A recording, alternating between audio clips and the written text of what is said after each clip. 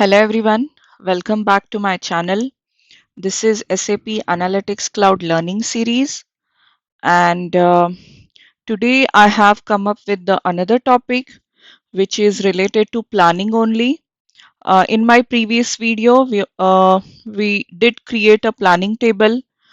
We did create some versions in different categories like budget and forecast. We publish the private versions as a public, and we also try to input some data.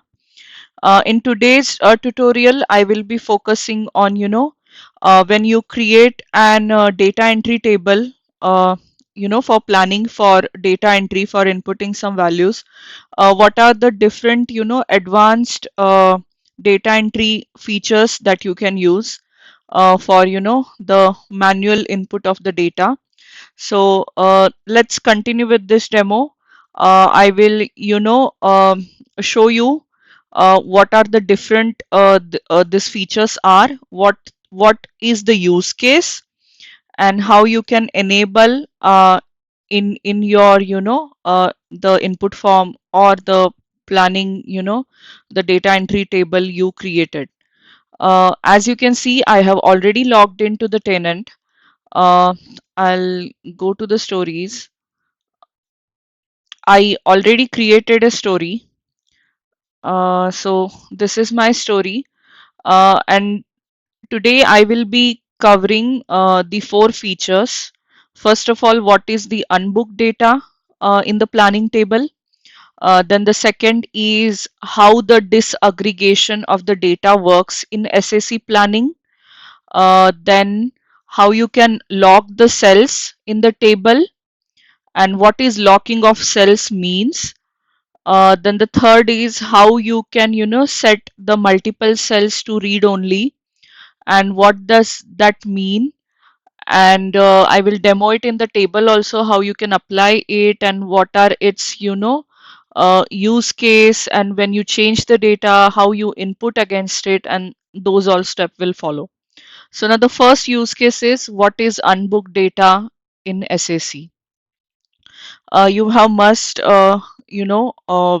gone through it while whenever you create a table and you select any dimension, you right click, you will see that option, unbooked data. So for this planning table, as you can see, I have the D company DGL account, the amount in local currency, and actual budget and forecast. Okay, and my planning table, the date range is from 2025 to 2026. When I loaded data into the model, I loaded only for the year 2025. So currently my table is showing only the data that is, you can say, is there, the transactional data, the fact data is there in the model. Okay. Now there might be, some use cases where I didn't input any data. Suppose my GL account revenue had, three child nodes and I just inputted data against them. There might be one more node where I couldn't input the data.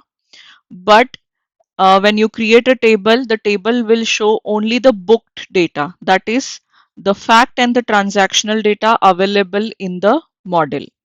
Now what we have to do is, now suppose I have to input the data against the year 2026, then you must enable the unbooked data for each and every dimension in the table. Then only you will be, able to input the data. So when you enable the unbooked data, that means the table will create a placeholder uh, for the dimension members to input the data. Okay, so currently I haven't enabled the unbooked data, so I can see only the data that is available in my model. Then I will go to the edit mode. I'll select the table. I'll open the right panel in the builder. For the each dimension, right click on this three dots. Then you will see this option. Then just enable this unbooked data. And suppose in the rows there are multiple dimensions added, and when you enable for the first dimension, and automatically the subsequent, the dimensions, they will be enabled as well. Okay. So now I enabled for the D company, then automatically for the DGL account also it will enable, and any other dimension, below that it is enabled. Similarly, suppose I enable it for the version also, unbooked data, then subsequently if there are any other dimensions below it for the date, it will enable automatically. Okay. So the underneath the below dimensions also they are switched on. So when I, enable the unbooked data, now you can see 2026 is also visible. So now the table has created, a placeholder so I can input the data. Once I input the data and publish the data, this will write back to the model. So this is booked data and unbooked data. So, whenever we create input forms on an empty model, then we must enable this unbooked data. So, because in the table there is no any transactional data and we have to input the data from the business, then we must enable the unbooked data. So whatever date range and whatever versions we designed, it will create some placeholder and you can input the data. So this was the first case. I will just save this book data and unbooked data concept. Now we will move to the next planning feature,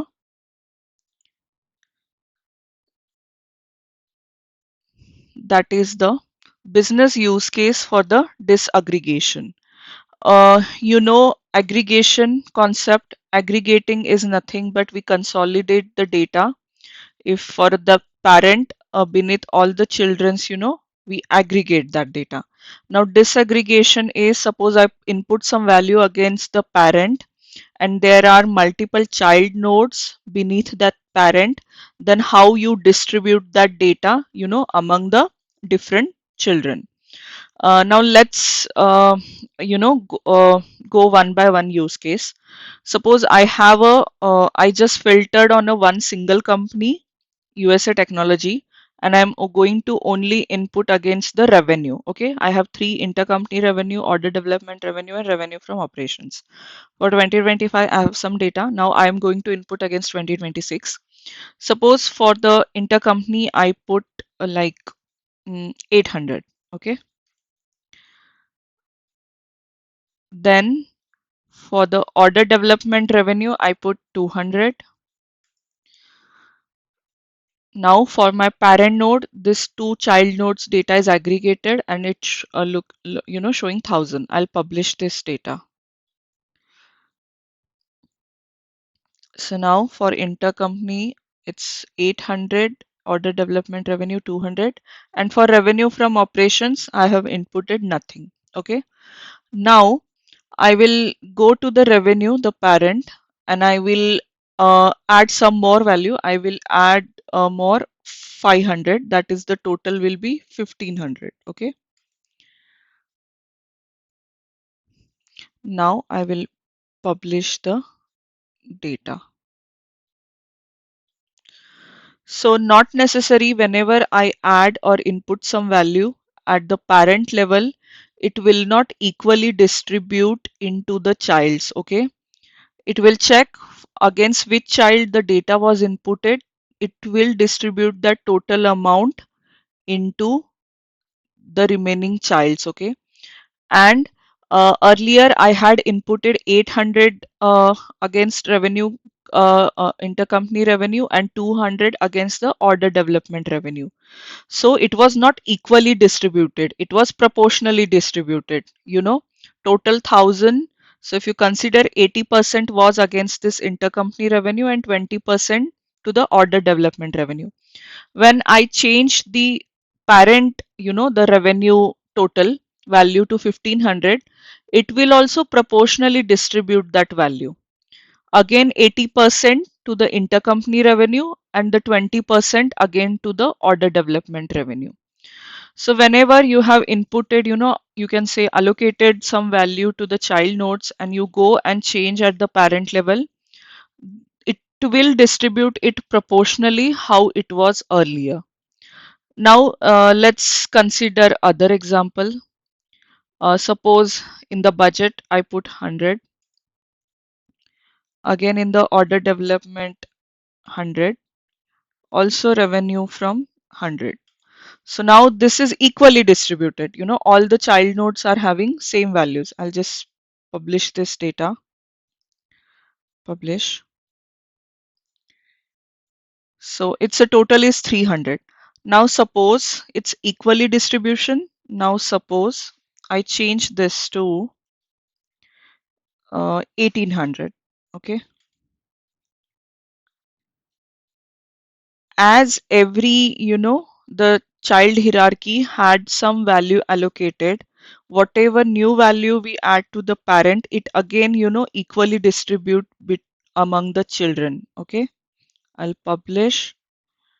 So 1800 was then, equally distributed.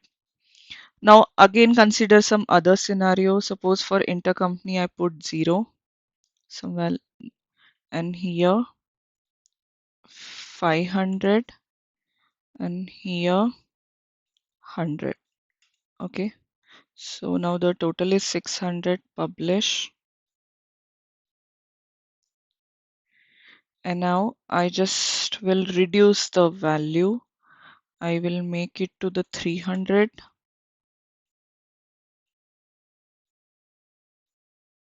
and I will publish the data.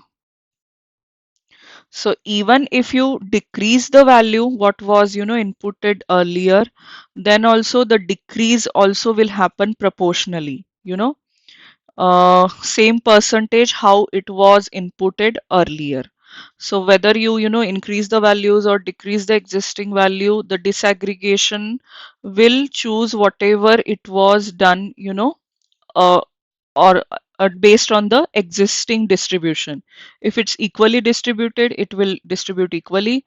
If it's proportionally distributed, the same percentage of proportion will follow, and it will allocate the value. So this is how the disaggregation works when you are, manually inputting values in the hierarchy based approach, where we have some parent values and the child values. So this is the business use case for the disaggregation.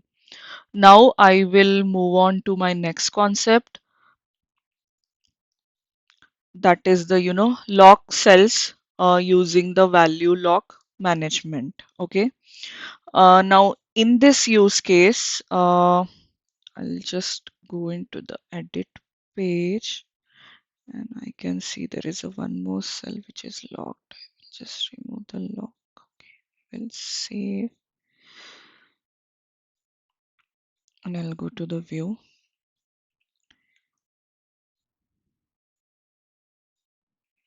Going back to the page 3.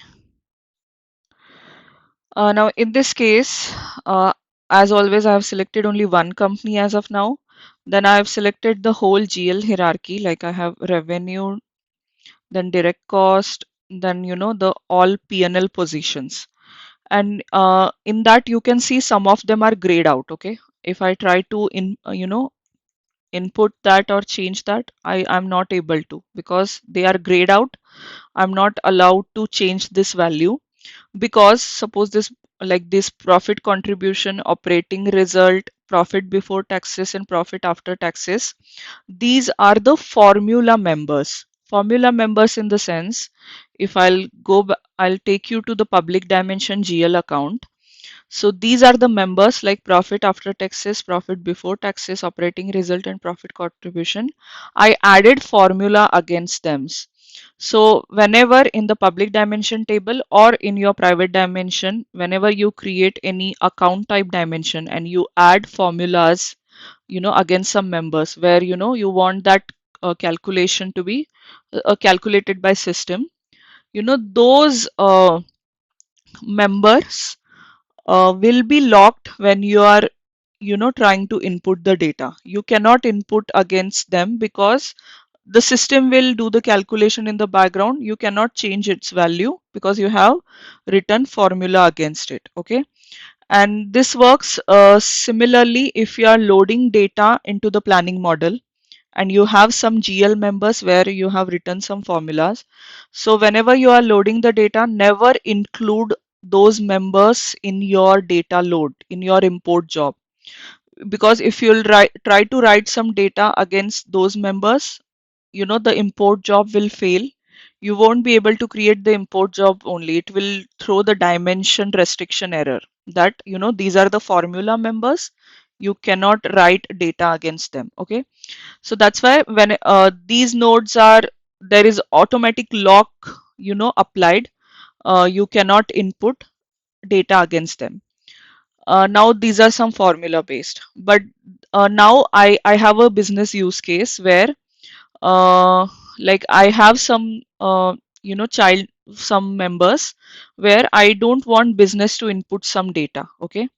Because I will be calculating those calculation using some data action, like I will input some value into the intercompany revenue, then I will run the data action, and the revenue from operations will be calculated, because it is dependent on the value what I input in the intercompany revenue.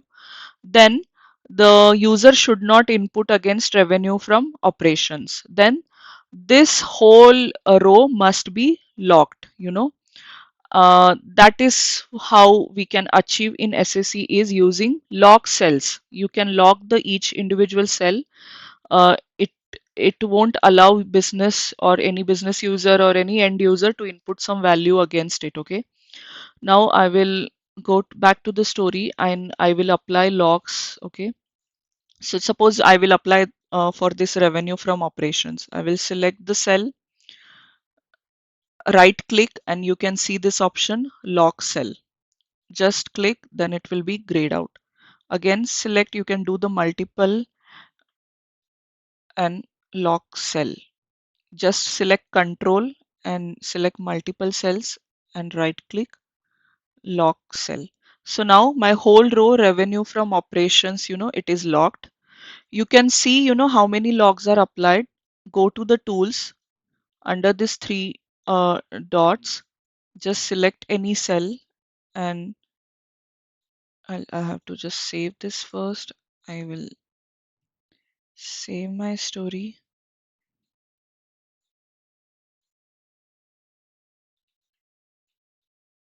Okay, lock is applied. I'll just select the locked cell. Okay, I don't know what's wrong here. I'll just refresh my story again to the page 3. Okay, okay, I don't know, some bug. I'll go to the value lock management, and you will be able to see, how many cells are locked. Uh, the value lock order also. Uh, how many cells are locked in this table. In the value lock management, you can see, and you don't want this, then you can clear all, and it will be uh, you can say removed. So this is the how you can lock the cells. Now I'll just done. I'll go to the view. When you lock a cell, then the disaggregation works differently. I will show you how. I'll go to the page 3. First of all, when you lock any cell, you won't be able to input data. Now, what if I change into the parent? Okay, now it's 1500 and I will make this 1000.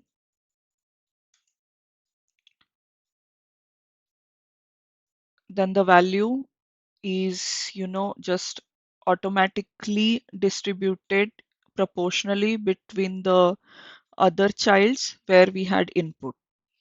Now, in this case where we can have a equal distribution, I will just input some data like 400. Then also when you do lock cell, if you input some value at the parent node, it will just equally distribute among the other child nodes. No value will be added into the locked cell. Now what if I already have some value in this, and I'll just add 500 here. then what how the disaggregation will work is this 50 value will not change because we have locked the cell. You cannot change the existing value, or you can write down a new or append a new value. The 500, it will minus whatever the value exists in that locked cell, and the remaining value will be, you know, uh, just distributed in the other child. Now I will add some value here, like 100 or 450. Okay, so now we have 450, 450 equal distribution and some 50 here. So it's total 950. I'll try to make this as a 1050. Then it will distribute 500 equally among the other childs which are not locked, but our locked value will not change. Now what if I make 0 in the parent? Then obviously we have locked the cell, so no value can change. So if I added 0 to make the parent 0, it will add minus 25 and minus 25 in other child nodes. So lock cell means you cannot just change any existing value, or you cannot input any value. And once you lock a cell, and if it's under any hierarchy, it any disaggregation of the values won't affect it. That cell value will not change. The value will be distributed proportionally or equally between the among the other child nodes, but this node is untouched. So this is lock cells using value lock management. So whenever you lock a cell, usually it is used on a some empty rows, like we will not input or input any value here. These will be some empty rows, and this will be you can say pre-filled via using some data action calculation only. Okay, so in that use cases where I explained one use case earlier, I will input some value in the intercompany and my data action will run, and there is some calculation in the background, like some percentage of intercompany will be revenue from operations. That calculation will run, and the data action will uh, populate this value. So this is how in those cases the log cells is used. Now moving on to the next scenario, that is set and unset read only cells.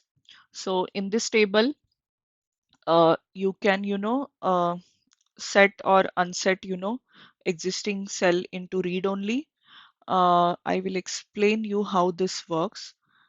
And one more thing, now in this table you can see it's very difficult sometimes to understand, okay, this cell is editable or uneditable. In the table you can use one styling setting. Go to the styling, select the table. Currently it's data cell selected. I'll just select the table, scroll down, and under the table properties there is an option color fill for editable cells. And if you select any color, so whichever cells are locked or the formula cells, they will show the normal table background color, but whichever cells they can be editable, it will be filled with the color you choose. So with this is also a good options, then when you view this,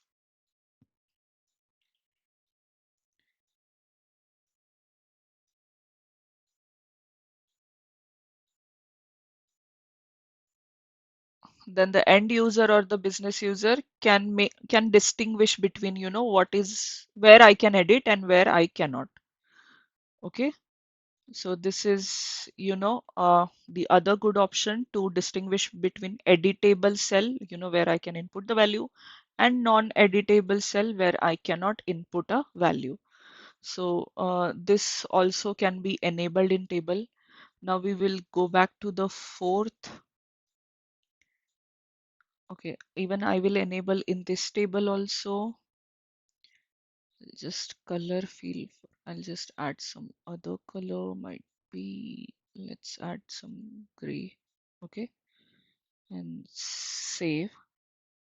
Now, what is read only cell is, uh, I will just save. Now, this order development revenue, I'll select this cells, control and three dots, and you can enable this set unset read only for selected cells. Okay, and save this, and again go to view.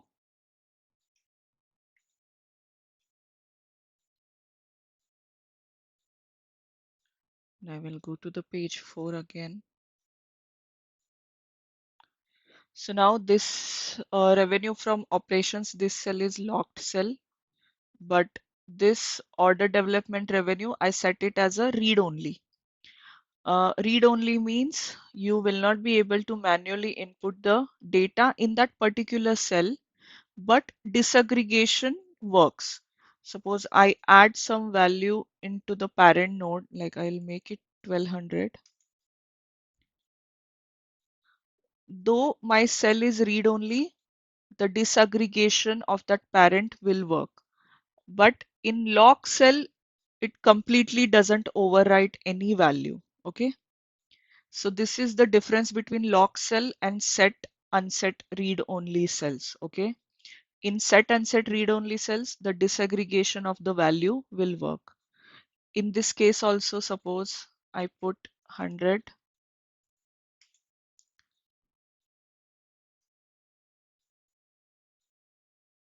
then this is, I guess in this table I didn't lock this. Okay, so that's why it's equally distributed. But though I make it read only, then this will distribute. So on read only cells, the disaggregation will work. Now I'll just go back to this table and I will lock this below cell.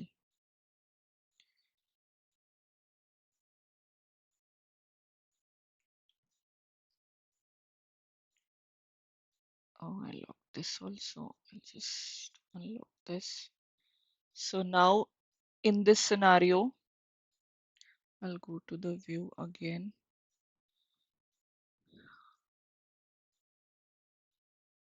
and go to the page 4. Whatever data inputted, I didn't publish it, but it will be there in the edit mode. So I will just, advanced, and I will revert all. Okay. So now currently this is how my data looks. So revenue from operations, I locked the cell. The order development revenue, these cells are set to read only. Again, I will change some values. I will put 2000 here. So now obviously in the log cell, it will not add some value, but it will, even my read only cell, the disaggregation worked. Now in this case also, I'll change the value to 0.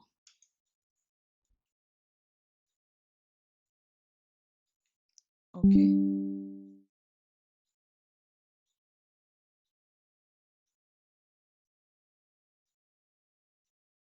So it put that -50 into my read cell. Now I will add here 100.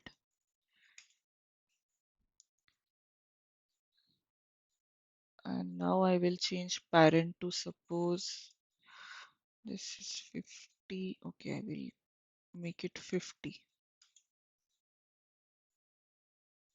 Okay, so this is how, even though it's a read-only cell, the disaggregation will work. I will make this then 0. Again, same -25, -25 equally distributed. So even though you set cell as a read-only, that means manually the user won't be able to input against that particular cell. But if he inputs something in the parent node, then automatically that cell value will be updated according to the disaggregation. It might be equally distribution or proportional distribution. But when you lock a cell, it's like complete lock. You cannot unchange that value. Whatever you can add to the parent cell, it doesn't affects it. Okay, so this is the difference between locking the cell and setting it to the read only. That's all for the today's demo and tutorial. I hope you are liking this content, and please add your comments, if you find it very useful. And I explain, try to explain it very into the deep, using the examples and the business use cases. And for designing the stories and these use cases, I put a lot of efforts. So please appreciate if you are liking this content. Please add your comments and please share, these videos to the other people who are eager to learn, SAP Analytics Cloud. And please subscribe to my channel and stay tuned for more videos. Thank you.